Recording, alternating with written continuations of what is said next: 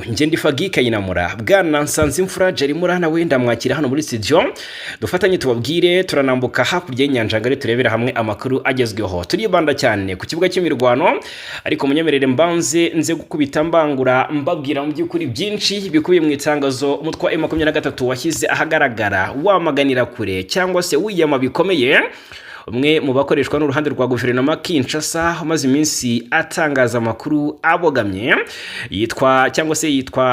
yiyita bwana Shabani Luko Bihango uyu wiyitirira ko ahagarariye ubutegetsi bwa Kinshasa ubutegetsi rwose muri iri tangazo mbona bigaragazwa ko bwashegeshwe avuga ko M23 ari inkoramahano yagiye ashyira hanze amatangazo arimo amagambo ateye urujijo kabisa agamije guharabika ibikorwa bya AFC M23 rero yasohoye itangazo ryo kubyamaganira kure turaje turebera hamwe ni byinshi yagiye itangaza turimukira ku kibuga cy'imirwano turebera hamwe uko byifashe hagati y'impande zombi zihanganye dukomoze ku makuru aturuka hariya muri teritwari ya Rucuru kuva mu gitondo cyo ku munsi w'ejo ku cyumweru tariki 22 biravugwa ko rwose abarwanyi ba M23 ngo bakomeje gukoma mu nkokora cyane abazalendo mu birindiro bya FDLR hafi y'akagari ka mu birubiru ni mu itsinda rya Mutanda muri chefferie ya Bwito ni muri teritwari ya Rucuru akaba rero aha ari mu ntara ya Kivu y'Amajyaruguru turihuta cyane tutambagira mu bice byo muri teritwari ya Masisi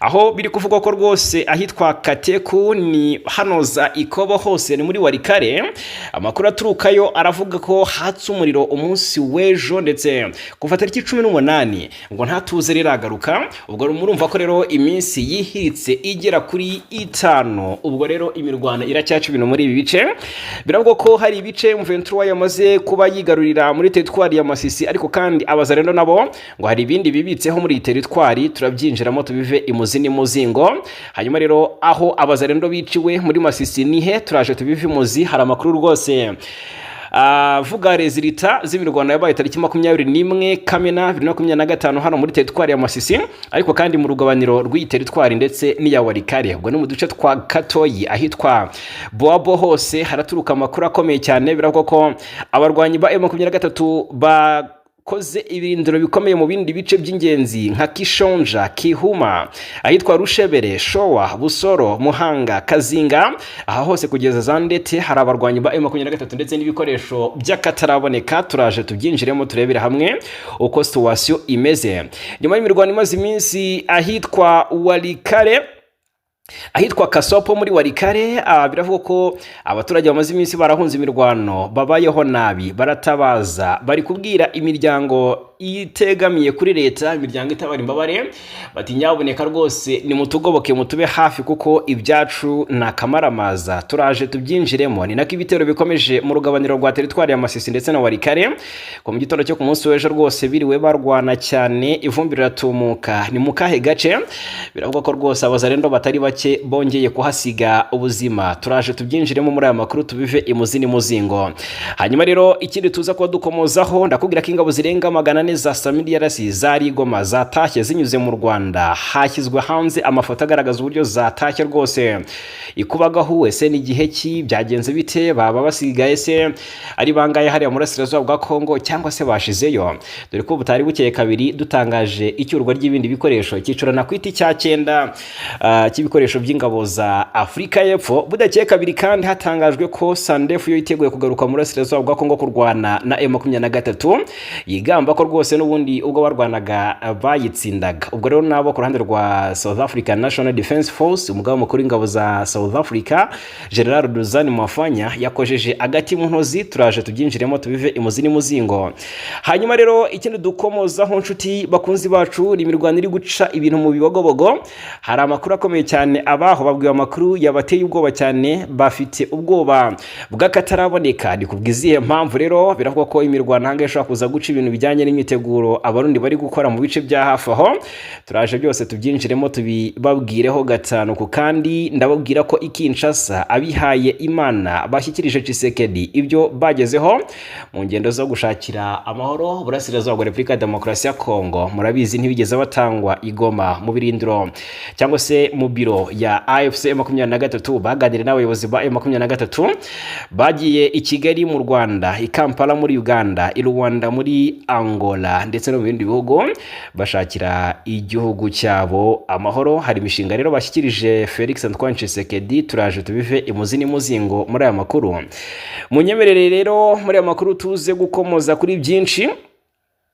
Babwire ko Imarakal ingabo z'u Rwanda zatanze ubuvuzi ku mpunzi zisaga 400. Hanyuma ndababwira ko kuri ubu imyaka 3 u Rwanda na Kongo bidacanwa, hari imishinga 5 yabihuzaga yadindiye. Se ni yihe? Turabigarukaho. Abasirikare barindwi ba Uganda ndakubwira ko biciye muri Somalia.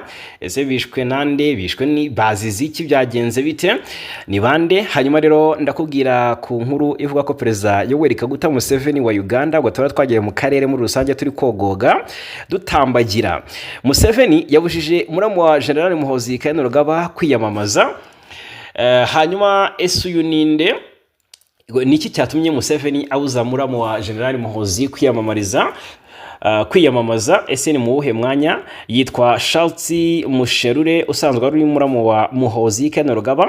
Yatunguranye cyane avuga ko atazongera guhatana amatora y'abagize inteko ishinga amategeko muri Uganda. Ni icyemezo yafashe bitewe n'iki? Ibi byose turaje tubyinjiremo tubive imuzi n'imuzingo. Mu Burundi rero Perezida Evariste Ndayishimiye afite umudamu nawe uri koroza ku mbuga nkoranyambaga. Uyu madamu Ndayishimiye cyangwa se Mukandayishimiye nkuko nahoze numva benshi babiteramo urwenya, yashimangiye ko abamuvuga nabi rwose batuma yamamara ku ruhando mpuzamahanga. Turabigarukaho. Ese ari kuvugwaho iki? Hanyuma rero ndanakubwira ko kuri ubu rwose hari ibimaze kuba bitangazwa. Iby'u Rwanda n'u Burundi bishobora kuza kongera kuba byiza kubera ko ibihugu byombi byongeye guhurira mu biganiro. Ese baganira ni bari? Intumwa zaganire ku ruhande rw'u Rwanda n'u Burundi ni izihe? Baganiriye he? Ese byagenze bite? Banzuye iki? Byose turaje tubyinjiremo tubive imuzi n'imuzingo. Mu karere rero turakomoza ku makuru yatangarijwe muri Tanzania. Biravuga ko Perezida Samia Suluhu Hassan yahanangirije abapfumu baragurira abakandida ko bazatsinda amatora. Ubwo birumvikana rero n'aba witch doctors cyangwa se abavuzi gakondo. Samia Suluhu rero arasaba abadepite kwirinda kujya kwiyambaza abapfumu kubera ko ngo bizaba bibi cyane. Yabigarutseho ku 21 Kamena ubwo hizizwaga iserukiramuco ryiswe Bolabo Cultural Festival ni mu ntara ya Mwanza. Aya nayo turaje tuyagarukeho. Hanyuma ariko rero turanyarukira muri Kenya naho turebera hamwe nyuma yuko rwose hamaze iminsi habera imyigaragambyo bijyanye bitewe n'urupfu rw'umwe mu mpirimbanyi yaguye muri gereza hariya i Nairobi. Bivugwa ko yishwe n'inkoni za polisi. Amakuru ari guturukayo aravuga ko abaturage batwitse uwo bakekaho kubacucura. Baramutwika rwose arakongoka. Ni mu kahe gace? Nayo ni inkuru igezweho cyane tugiye kuba tuva imuzi n'imuzingo muri iki gihugu cya Kenya. Tunanyarukira hanze ya Afurika turebera hamwe amakuru ari guturukayo. Mbugire ko Amerika noneho byeruye yinjiye mu ntambara. Abademokrate bo bahise bitandukanya na Trump ndetse n'abarepublike. Birumvikana bavuze ati rwose mubage mwifashe twe ntiduhari. Bati rwose mwikururiye ishyano. Bati ngaho rero ni bibi byanyu rwose twe ntitubibarirwemo. Hanyuma ariko rero Amerika yanagabye igitero simusiga kuri Iran. Ese cyagize izihe ngaruka? Turabyinjiramo. Elon Musk uyu muherwe w'umunyamerika yasabwe gutanga internet y'ubuntu muri Iran. Nabyo turaje tubyinjiremo tubive imuzi n'imuzingo. Hanyuma intambara ya Iran na Israel yahinduye isura kuri iyi nshuro. Mwabantu mwe Amerika yayinjiyemo bidasubirwaho. Ubu noneho bigiye kuba bitumbagira cyane muri aya makuru. Turanababwira mu by'ukuri ubwoko bw'indege ziri kwifashishwa ku rugamba hagati y'impande zombi. Gatanduko kandi rero nongeye kuba ikaze bibutsa ko byoroshye cyane gukomeza kwibanira natwe. Ni subscribe cyangwa sabone kuri KTV News nta handi ubundi bindi inshuti bavadimwe nta kindi musabwa uretse kubiduharira. Ni munyemerere mpere kuri ritangazo mu by'ukuri. Ahangaha ni byinshi biri kugenda bitangazwa. Mu minsi ishize ku mbuga nkoranyambaga hakomeje gucicikana amakuru menshi agiye atandukanye. Hacicikana cyane cyane amatangazo arimo n'ibinyoma rwose, ibinyoma n'ibihuha byagiye bikwirakwizwa. Abantu benshi baravuga bati se ubundi ni ibiki, kuki hahabwa rugari abantu batangaza amakuru y'ibinyoma nk'aya. Yagiye ashyirwa hanze n'uwitwa Bwana Shabani Luko Bihango wiyitirira ko ahagarariye ubutegetsi bwa Kinshasa. Muri iri tangazo bo baravuga ko ngo bwashegeshwe. Aya matangazo rero arimo amagambo ateye urujijo agamije guharabika ibikorwa bya AFC M23 byo guharanira impinduka, akubiyemo ibirego bihimbano bidafite ishingiro. Uyu mugambi wo kudusabya ntabwo wari witezwe, nta shingiro ufite kandi ntacyo uzageraho. Nabo muri AFC M23 bati rero turashaka kwibutsa isura nyayo y'ubutegetsi uyu muntu ashyigikiye. Ubuyobozi bwe bwamamaye ku guhonyora no kwica abaturage b'inzirakarengane. Icyo ni icyambere. Gukora ibikorwa biteye isoni harimo n'ibisa nk'ikandamiza, harimo no kurya abantu rwose. Hanyuma harimo gutoteza abaturage hashingiwe ku bwoko cyangwa inkomoko yabo. Harimo gukwirakwiza urwango n'ubusumbane bushingiye ku moko ku rwego rw'igihugu. Harimo gukoresha amacakubiri y'amoko mu rwego rwo gutegeka, gufunga ndetse no gucecekesha itangazamakuru ryigenga hakoreshejwe ingufu, kwica no gucogoza abatavuga rumwe n'ubutegetsi. Ubwo murabizi ku kijyanye nk'ingingo ya 6 yo gufunga no gucecekesha itangazamakuru ryigenga hakoreshejwe ingufu, si n'iryigenga gusa ahubwo ejo bundi hanatangajwe ko rwose muri Repubulika Demokarasi ya Kongo ikinyamakuru cyose cyangwa se umunyamakuru wese uzatangaza amakuru yerekeye ishyaka rya Joseph Kabila ndetse na Joseph Kabila ubwe ngazahanwa. Murumva ko rero bifitanye isano. Icya karindwi rero bavuze kwica no gucogoza abatavuga rumwe n'ubutegetsi. Icya munani bavuga ko Kinshasa izwiho cyangwa se yimakaje ari ukwimika iterabwoba no gutegekesha igitugu. Icya cyenda rero AFC M23 yatangaje, yavuze ko ari ugukora genocide no gukora isuku y'amoko, icyitwa ethnic cleansing ku Batutsi b'Abanyamulenge mu burengerazuba bw'amajyepfo ndetse no ku Bahema muri Ituri. Ibi byose rero ni ibintu bimenyerewe cyane kandi bimaze kumenyekana ku isi hose. Ubuyobozi bwa Kinshasa bushyira imbere bati rero ubuyobozi nk'ubwo bwibasiye abaturage ntibugomba na rimwe kwigisha abandi demokarasi cyangwa se indangagaciro. Ibi bikorwa rero by'ishyirahamwe ryacu, ubwo ni AFC M23 iti ibikorwa by'ishyirahamwe ryacu bifite intego z'impinduramatwara n'ubutabera kandi biranira ubumuntu n'agaciro k'abaturage ba Kongo muri rusange. Ngayo nguko ku kibuga cy'imirwano, intambara yabaye ku munsi w'ejo muri Rucuru mu gitondo cyo ku cyumweru. Abarwanyi ba M23 ngo babyutse bahanganye bikomeye n'abazarendo na FDLR na FARDC hano hafi y'akagari ka Mubirubiru mu itsinda rya Mutanda muri sheferi ya Bwito muri teritwari ya Rucuru. Agana amasaha ya 8 z'amanywa imirwano yimukiye ahitwa Ikihondo, aho nk'uko amakuru abivuga abaturage babiri bishwe hafi y'icyahoze ari ibirindiro bya Monisco Ikihondo. Undi musore w'imyaka 15 yakomerekejwe bikomeye n'isasu ryamufashe ngo ritagamije ngo ryamufashe atari we rigendereye, ryamufashe by'impanuka mu mudugudu wa Nyanzale nk'uko bikomeza bitangazwa n'uwatanze amakuru uraho byabereye. Guhera saa 11 z'umugoroba rero havuzwe ituze aho ngaho ngo ryari ryasubiyeho nk'uko isoko y'amakuru yacu ibivuga. Aha ni Rucuru, turacyakusanya noneho ku buryo burambuye turaza kuyava imuzini w'umuzingo wenda mu makuru yacu ari imbere. Hanyuma ikindi twagarukaho muri teritwari ya Masisi, abarwanyi ba M23 ku munsi w'ejo twakira amakuru avuga ko baramaze iminsi mu mirwano ikomeye cyane kuva tariki 21 Kamena. Imirwano mishyongeye kuba rero mu minsi ibiri ishize, ubwo kuri uyu munsi ni wa gatatu mu karere ka Masisi ni mu ntara Kivu y'Amajyaruguru, iguhuza abarwanyi ba M23 n'amatsinda y'abitwaje intwaro n'abaturage baje kwirwanaho. Ubwo nabatwirwaneho nyine bamenyerewe nka ayimino murambabarira, abaturage ngo baje kwirwanaho bazwi nka Wazalendo. Iyi mirwano rero yibanze cyane mu gace ka Buwabo kandi ikomeza no yahereye kwa gatandatu bararwanya ndetse no ku cyumweru barwanira hano mu gace ka Katoye. Amakuru atugeraho atangwa n'abaturage avuga ko iyi mirwano yatangiye amasaha y'igitondo cyo kuwa 4, nabwo bararasanye kabisa kwa gatanu barongera bararasana biracecekwa, ariko kandi bikavuga ko abarwanyi ba M23 ngo bateye ibirindiro, ngo bateye bombe ku birindiro by'abazarendo mu duce twa Kishonja na Kihuma nyuma yo kugera ku nsinzi y'agateganyo. Abarwanyi ba M23 nabo bafatanyije nk'uko amakuru atugeraho abivuga, babashije ngo kwirukana urubyiruko rwiyemeje kurinda igihugu VDP Wazalendo, ariko nyuma yaho urubyiruko rwongeye kwigarurira imidugudu ngo ya Kihuma ndetse na Kishonja. Niko amakuru atugeraho avuga. Ubuhangaha Kihuma na Kishonja hafitwe n'abazalendo.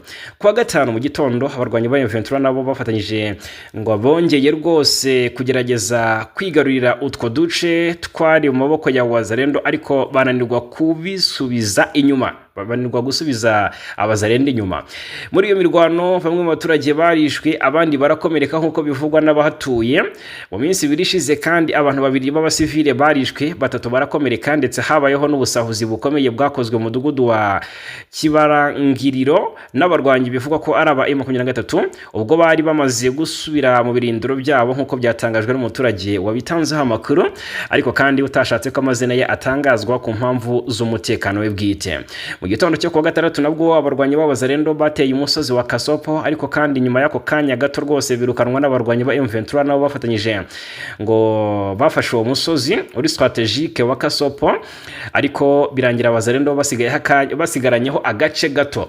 Hanyuma hashize amezi arenga 3 abazarendo bagifite mu biganza byabo imidugudu ya Kishonja, Kihuma, Rushebere, Showa, Busoro, Muhanga, Kazinga kugeza Indete, ariko abarwanyi ba M23 nabo bafatanyije bafite imisozi ya Munguwati ndetse na Matiyatso, aho bareba hejuru kuri iyo midugudu, ndetse n'ahitwa Nyabyondo, igice kinini cy'akarere ka Katoyi kigikontororwa na Wazalendo, kimwe n'imidugudu imwe mu gace ka Boabo n'akarere ka Warikare, aho ubutegetsi buhuriweho n'ingabo za FARDC birumvikana. Iyi mirwano rero yongeye iba mu gihe hari icyizere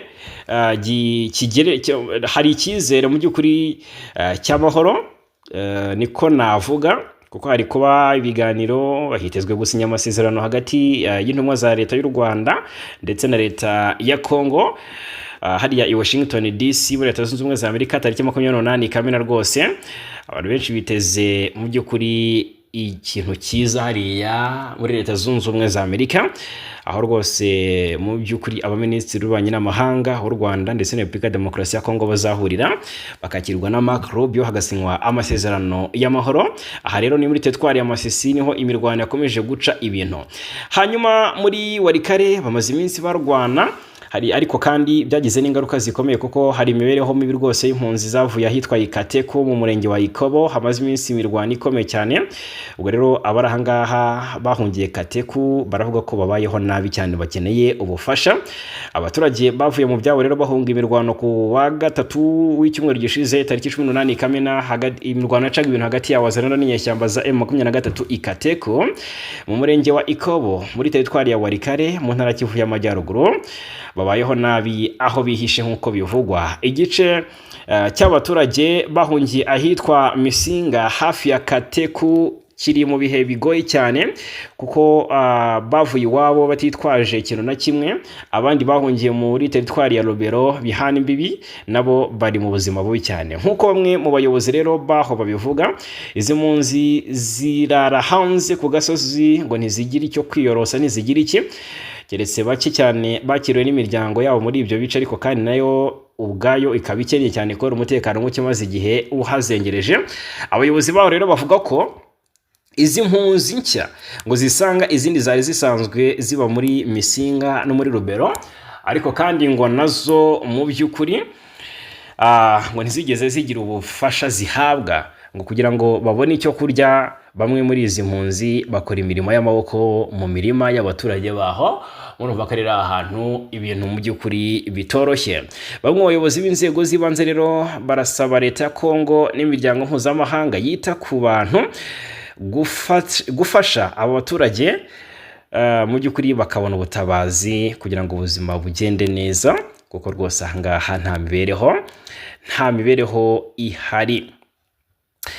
hanyuma rero indi nkuru twakomeza turebera hamwe, tunyarukire muri Kivu y'Amajyepfo, turebera hamwe amakuru ari kugenda turukayo. Duhere hano mu Bibogobogo, niba munyemerera.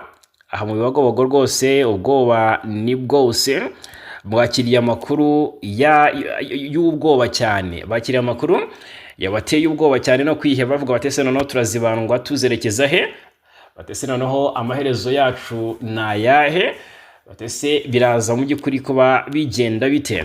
Bibogobogo iri muri teritwari ya Fizi, ni muri Kivu y'Amajyepfo, ikaba kandi mu by'ukuri iri mu misozi iri hejuru y'umujyi wa Baraka. Abayituriye rero babwiye ko ihuriro rya Wazalendo ku bufatanye na FDLR ngo bacuze umugambi mubi wo kubatera, kandi ko babikora vuba nk'uko wabahaye ayo makuru yabivuze.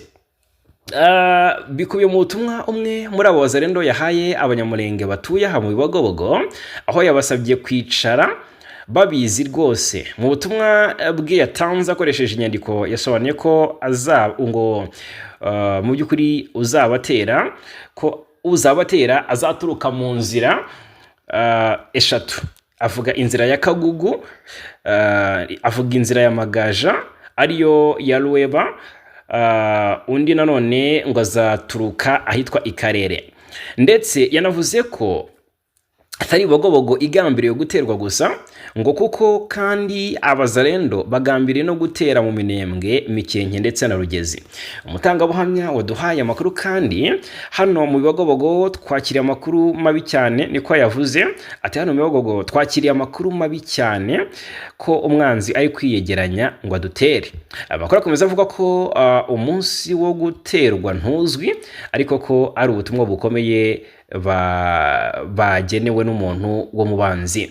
Ibi ntacyo ingabo za Kongo FARDC zigenzura aka gace ka Bibogobogo zirabivugaho, nubwo ari amakuru yakomeje kuvugwa cyane mu baturage bagaturiye. Bibogobogo rero ivugwamo aya makuru irebwa n'ingabo za Kongo hamwe n'iz'u Burundi nke, kuko nyinshi muri zo zerutse kuzamuka mu Minembwe kuhatera. Binavugwa ko ibitero byagabwe ku wa gatandatu mu nkengero za centre ya Minembwe byari biyobowe n'izi ngabo z'u Burundi, kimwe rero ngo zanakubitiweyo cyane nyuma y'aho umutwe wa twirwano wa M23 bizitanze muri Mukoko, bikarangira zibahaye isomo rikomeye.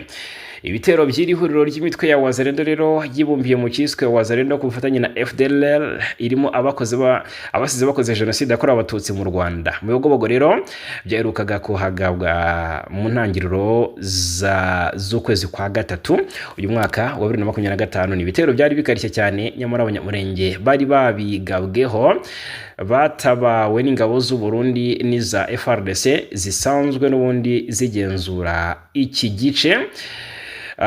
Zisubiza inyuma iriya mitwe yitwaje intwaro yari yabibagabyeho. Aha ni mu Bibogobogo muri Kivu y'Amajyepfo, ariko amakuru yo ni menshi, amakuru yo guturukayo ni menshi.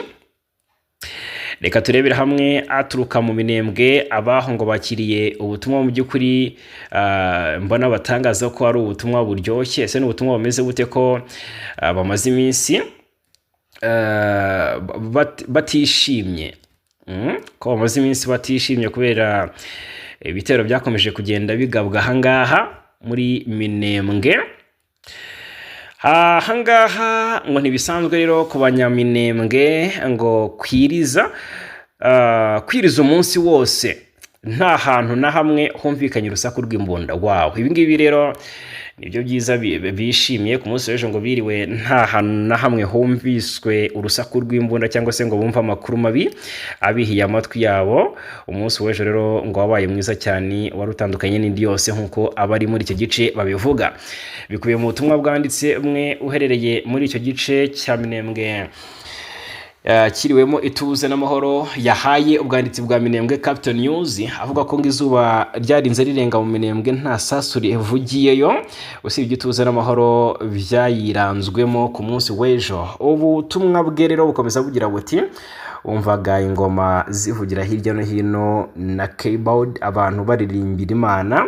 Ati nta kindi, imyaka ibaye 8 mu Minembwe no mu nkengero zayo habera imirwano hagati y'igisirikare cya Kongo n'abanyamurenge birwanaho. abaje guhinduka umutwe wa twirwaneho. Ubwo rero abanyamurenge bashinja leta y'iki gihugu kubangamira abanyamurenge nyirizina no kubagambanira mu mitwe yitwaje intwaro ya Wazalendo na FDLR ndetse no kuri leta y'u Burundi, kuko ingabo zabwo zifatanya n'iriya mitwe mu kwica abanyamurenge.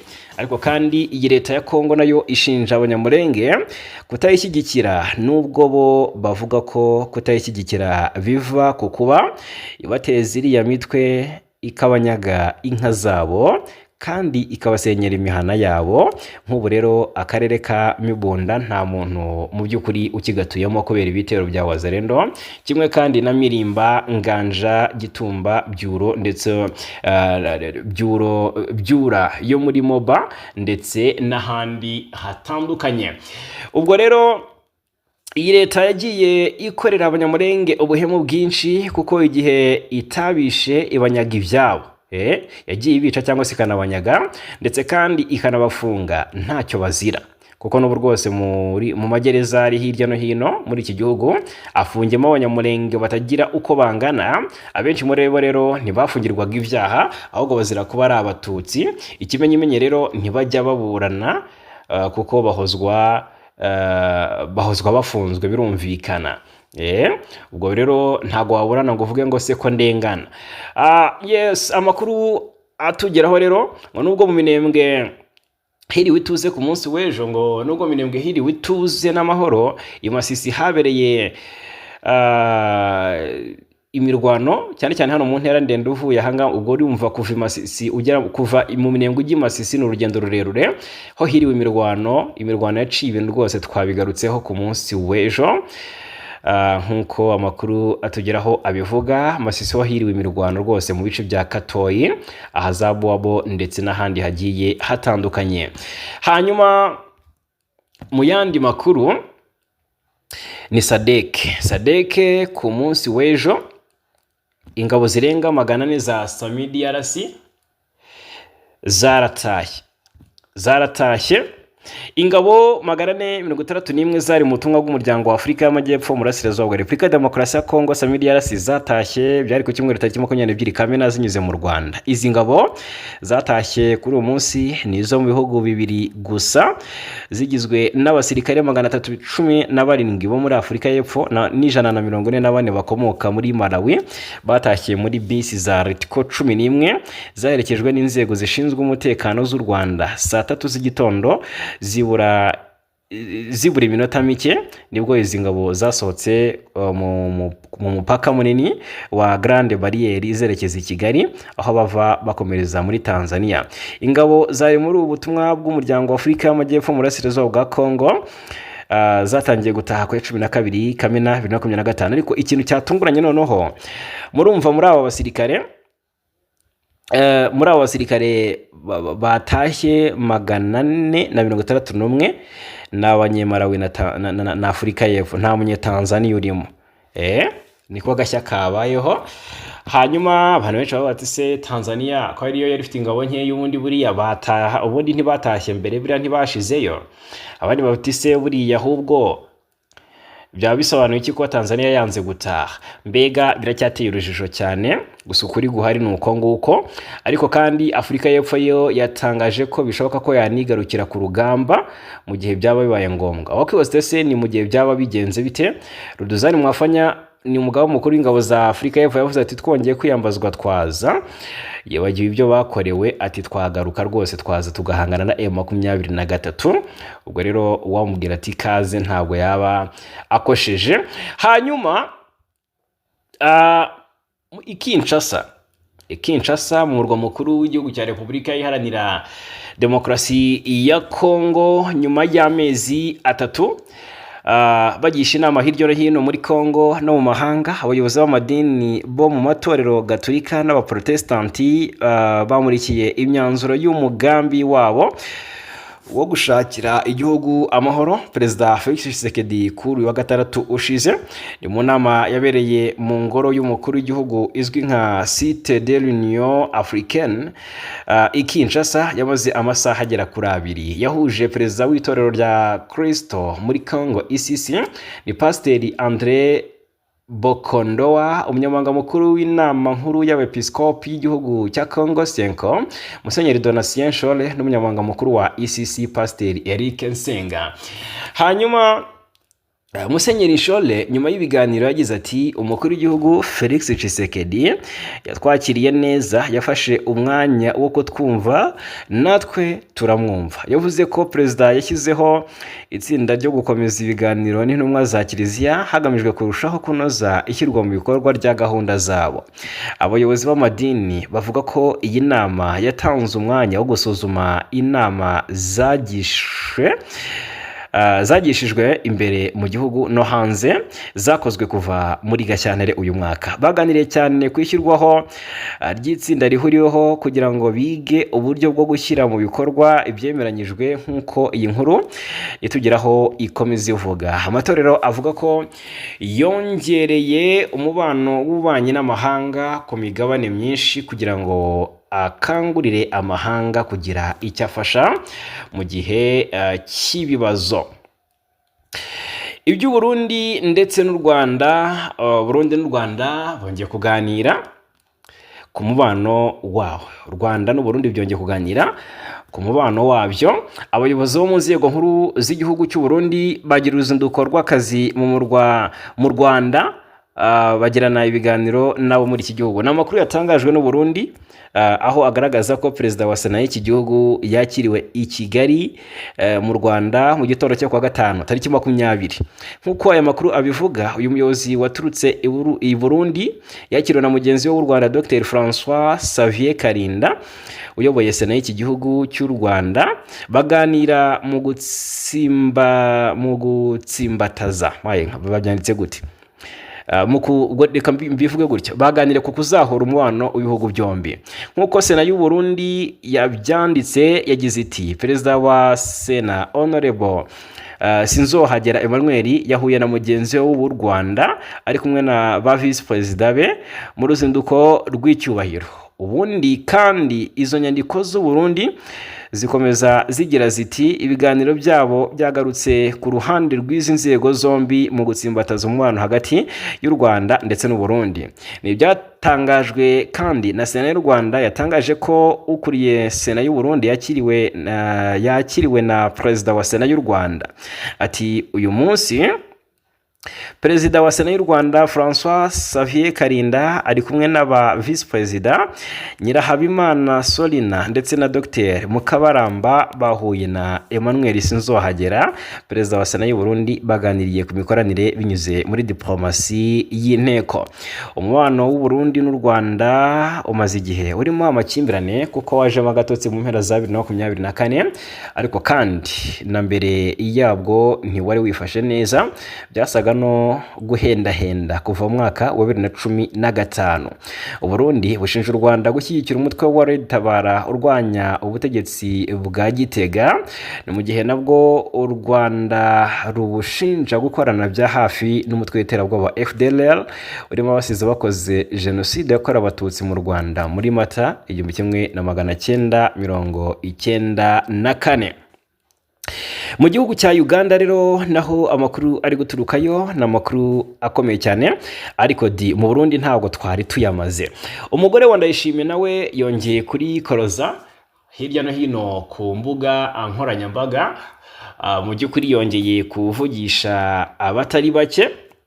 Ntese yatangaje iki? Ni umugore wa perezida w'u Burundi Angeline Ndayishimiye yavuze ko yavuze ko adakangwa ngo n'uruvugo kuko abamuvuga batuma arushaho kumenyekana ku ruhando mpuzamahanga ndetse bikagera naho umuryango w'abibumbye nawo umwitaho. Ibyo Angeline Ndayishimiye yabitangarije mu masengesho yateguwe na perezida Ndayishimiye Evariste yagamije gushima Imana kubw'imyaka 5 amaze ayoboye u Burundi. Yagize ati iyo bamvuze iki mpita ngira ingufu zisumbye icyo kintu kugira ngo bazavuge nibageraho bavuge bati reka tubireke.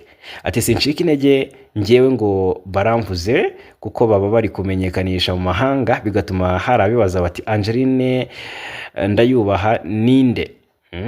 Yakomeje avuga ko kumuvuga bidashobora kugira icyo bimuhinduraho, ko ahubwo bimwubakira gukomera kugeza no mu muryango w'abibumbye.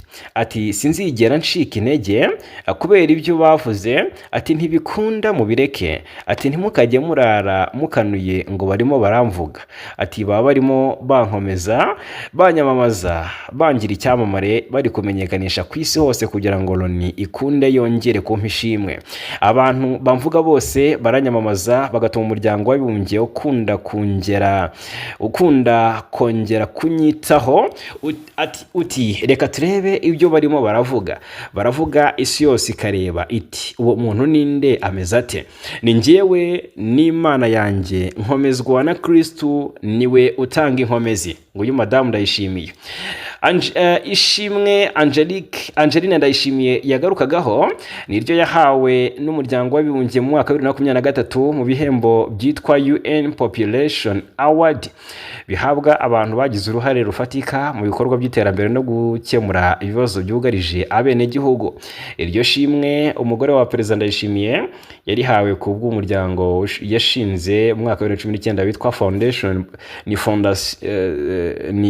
Fondation Bonne Action, umugiraneza ukora ibikorwa by'ubugiraneza muri rusange.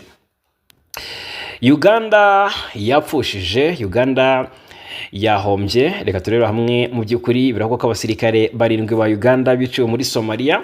Abasirikare 7 bo mu gisirikare cya Uganda UPDF bari mu butumwa bwo guhangana n'imitwe yitwaje intwaro muri Somalia, bishwe ubwo bafatanyaga n'ingabo za Somalia n'iz'umuryango wa Afurika yunze ubumwe AUSOM mu gitero cyo kwambura umujyi wa Sabid Anol inyeshyamba za Al-Shabaab. Kwigarurira uwo mujyi byakozwe muri operation y'iminsi 3 yiswe Operation Silent Storm, yabereye mu mujyi wa Sabil Anol mu gace ka Lower Shabelle ni majyepfo ya Somalia. Hari ibirindiro bikomeye by'inyeshyamba za Al-Shabaab. Sabil Anol kara gace k'ingenzi mu bijyanye n'itumanaho ry'inyeshyamba za Al-Shabaab ndetse no gukora igenamigambi mu bijyanye n'ibitero. Abasirikare ba UPDF baguye muri icyo gitero ubwo bageragezaga kurwana n'izo nyeshyamba, bazisanga mu nyobo zari zihishemo. Umuvugizi w'ingabo za Uganda Brigadier General Felix Kuraige yavuze ko abo basirikare baharaniye amahoro kandi bitangiye igikorwa cy'ubutwari. Ikinyamakuru Chimpreponse yanditse ko muri iyi mirwano inyeshyamba zigera kuri 30 za Al-Shabaab zishwe, ndetse uwo mutwe wamburwa intwaro ndetse n'abari ngo nahari hatezwe ibisasu harangizwa. Umuyobozi wa AUSOM Lieutenant General Sam Kavuma yashimiye ubutwari izo ngabo zihuriweho zagize mu guhangana na Al-Shabaab, avuga ko yari inzira nziza yo gushyira umutekano mu maboko y'ingabo za Somalia. Ati ndashimira ubutwari bw'ingabo zacu za AUSOM, UPDF hamwe n'ingabo za leta ya Somalia. Iki gikorwa kiri mu bigize umuhate wacu wo guca intege Al-Shabaab ngo dufashe leta ya Somalia kwishakamo ubushobozi, kuko mu gihe kizaza inshingano z'umutekano zizashyirwa mu maboko y'ingabo za Somalia ubwazo. Nyuma y'icyo gitero uwo mujyi wahise usubira mu maboko y'ingabo za leta ya Somalia, ndetse kurwanya ishyamba za Al-Shabaab byakomereje mu mujyi wa Afgoye nawo uri muri ako gace ka Lower Shabelle. Biteganyijwe ko imirambo y'abasirikare 7 ba UPDF izasubizwa muri Uganda aho bazashyingurwa mu cyubahiro. Uganda imaze igihe iri ku isonga mu kugarura amahoro muri Somalia kuva mu mwaka wa 2007. Gusa Al-Shabaab iracyagaba ibitero bitandukanye by'iterabwoba. Mu gihugu cya Uganda rero amakuru saya gusa, mu by'ukuri hari byinshi biri kugenda bitangazwa, gusa murumva ko ingabo za Uganda nyine zahombye, zapfushije abagera kuri 7, ariko nta kundi. Perezida Museveni nawe yagize atya, abuza muramu wa General Muhoozi kongera kwiyamamaza. Yitwa Shatsi Musherure, usanzwe ari muramu wa General Muhoozi Kainerugaba, yatunguranye avuga ko atazongera guhatana mu matora y'abagize inteko nshinga amategeko muri Uganda. Iki cyemezo Musherure yatangaje kuri iki cyumweru tariki 22 Kamena 2025 cyatunguranye kuko hari hashize iminsi mike bitangajwe ko yiteguye guhatana mu matora yo guhagararira agace ka Mawogola North mu matora y'abadepite yagombaga kwiyamamaza ku itike y'ishyaka NRM riri ku butegetsi. Muri iri tangazo Musherure yavuze ko yafashe iki cyemezo mu kubaha perezida akaba na chairman w'ishyaka NRM hagamijwe kubungabunga ubumwe mu ishyaka rya NRM. Kwikura amatora kwa Musherure kubayeho nyuma y'iminsi mike yongeye gushyamirana na murumuna wa perezida Museveni witwa Sodo Aine Kaguta, bombi bapfa uyu mwanya wo mu nteko nshinga amategeko. Shatsi Musherure asanzwe ahagarariye agace ka Mawogola North mu nteko nshinga amategeko ya Uganda, ni umwanya yagiyeho mu mwaka 2021 aho yarawuhanganiye na Sodo Aine Kaguta. Sodo Aine Kaguta wari wegukanye amatora mu mwaka 2021 yavuze ko yahisemo guharira Shatsi Musherure nyuma yo kubisabwa na Museveni kubera amakimbirane yari yavutse. Uyu murumuna wa Museveni avuga ko mu mwaka 2021 yumvikanye na Shatsi Musherure ko nawe azamuharira akiyamamariza guhagararira aka gace mu matora y'umwaka utaha. Mu mpera z'iki cyumweru byari byatangajwe ko Shatsi Musherure yanze guharira Sodo Aine Kaguta kuko nawe ashaka kongera kwiyamamaza. Sodo Aine Kaguta yahise atangaza ko yababajwe cyane n'uyu mwanzuro wa Musherure. Ati twarumvikanye kandi buri umwe wari muri iyo nama arabizi. Ndatengushywe na mbere nari natsinze amatora, mwese muzi byabaye muri icyo gihe, ariko nyuma navuganye na perezida Museveni turumvikana kuri ubu arabizi ko nziyamamaza muri Mawogola North. Nizeye ko ibyabaye mu mwaka wa 2021 bitazaba ubu. Ati ndibuka kiriya gihe ubwo neguraga yarambwiye ati emerera Musherure gukomeza, ubutaha nawe ushobora kwiyamamaza. Shatsi Kutesa na Yebare Musherure ni umukobwa wa Sam Kutesa wabaye minisitiri w'ububanyi n'amahanga wa Uganda, akaba na muramu w'umuhungu wa perezida Museveni ariwe General Muhoozi Kainerugaba, kuko avindimwe n'umugore we Charlotte Kainerugaba. Mutesa by'umwihariko Musherure ni impanga ya Charlotte Kainerugaba.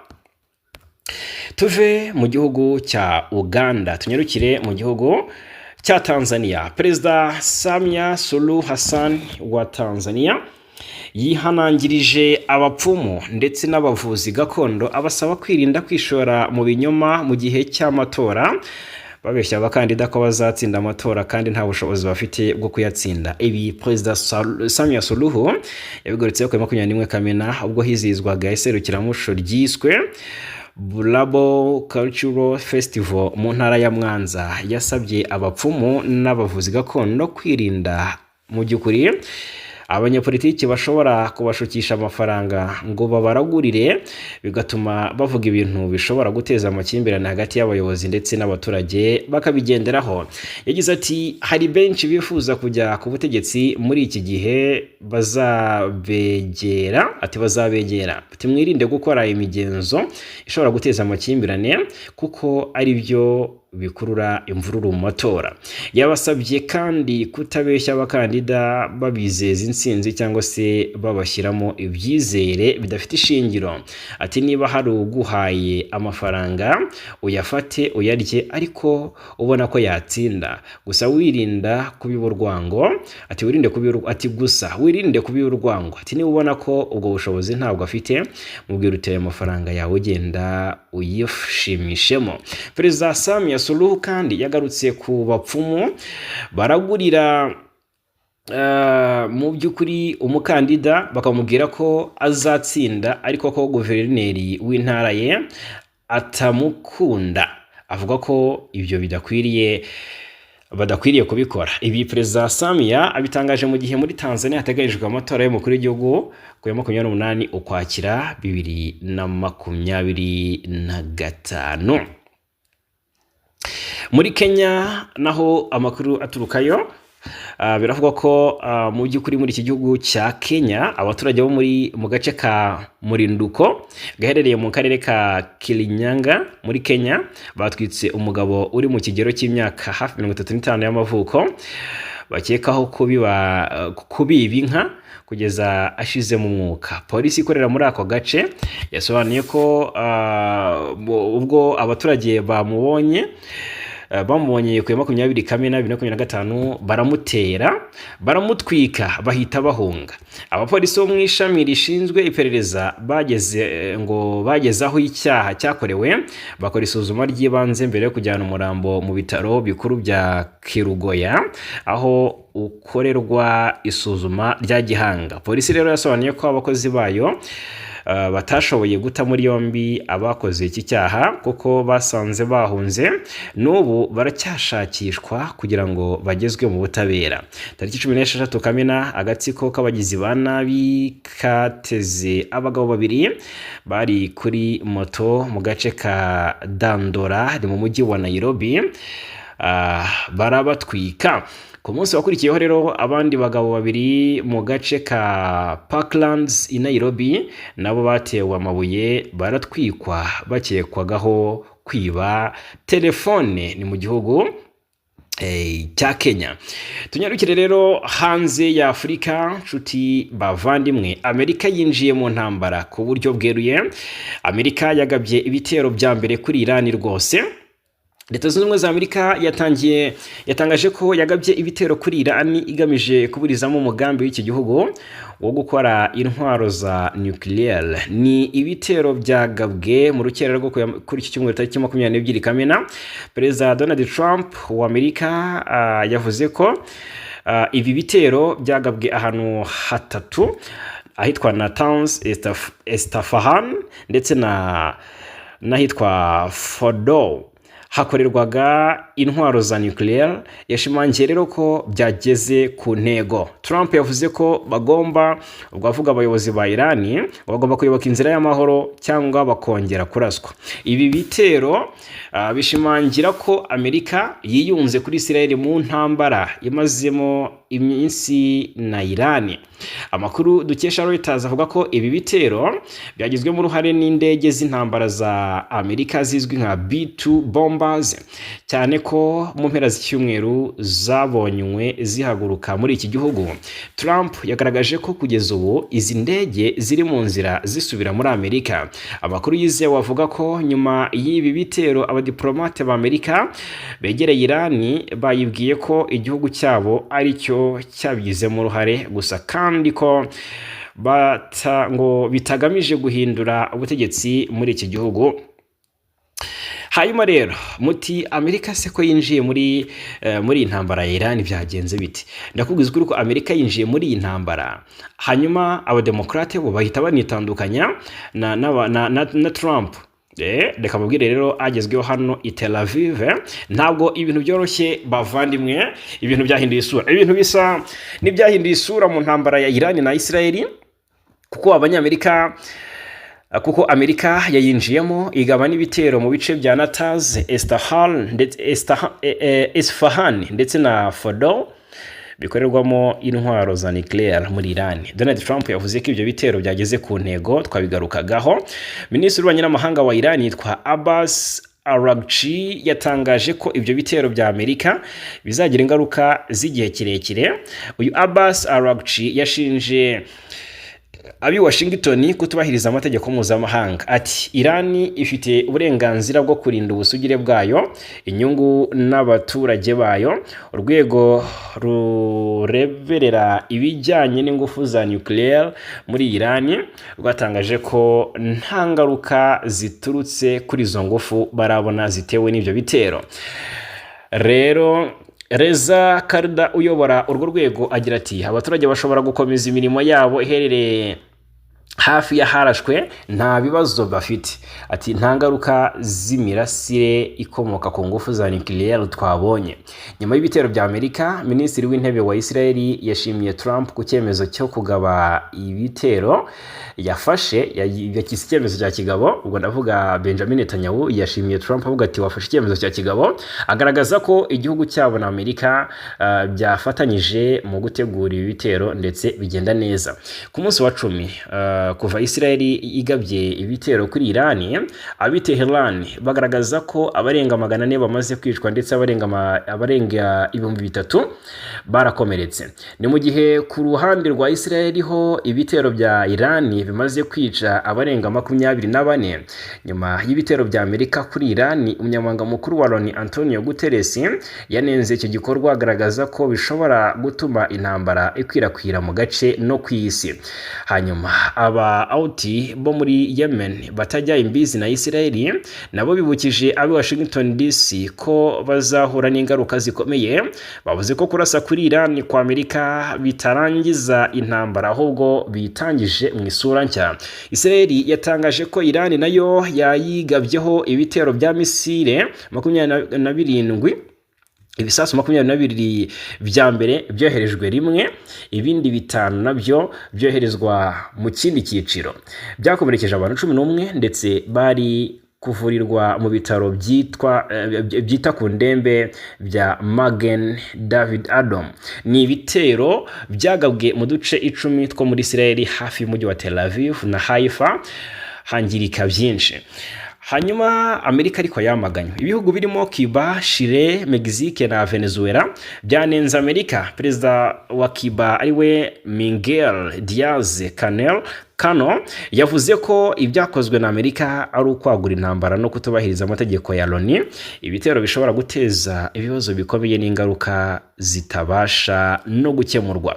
Ni mu gihe perezida wa Chile Gabriel Boric yavuze ko rwose kuba igihangange bitakwemerera gukoresha izo mbaraga mu kutubahiriza amategeko, kabone niyo waba uri Amerika.